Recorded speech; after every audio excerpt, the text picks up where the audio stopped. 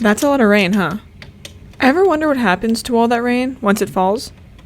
Well, for starters, it's called stormwater.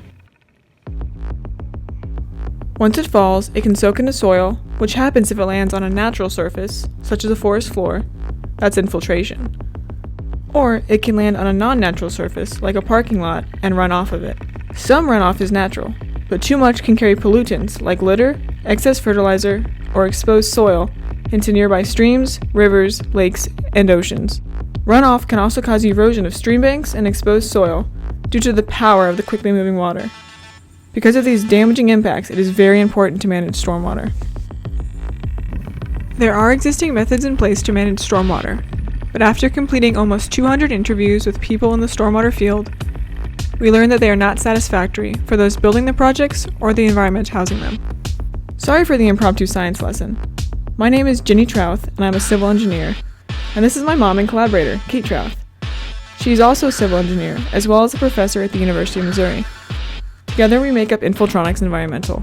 We are passionate about stormwater management because it impacts everyone and everywhere, and because water is such an important resource, but also has the potential for harm if not managed properly. We hate to see the negative impacts of poorly managed stormwater around the country and right here in mid-Missouri. Here, you see erosion, pollution, and degradation of stream banks. These are caused by increased runoff from increased impervious surface and more intense storms. The technology we are developing works to mimic natural stormwater processes by using redistribution, that is, spreading the water out, to increase infiltration.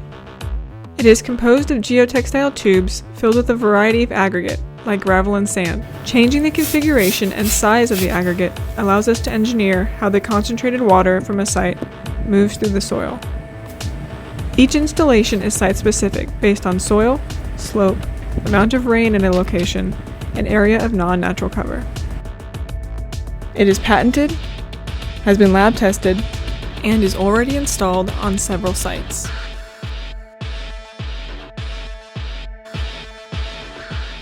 With these sites and the data collected from them, we plan to get this technology adopted for use in new development, redevelopment, and mitigation of eroded areas. Utilizing this device will result in better outcomes for the people using it and the environment housing it.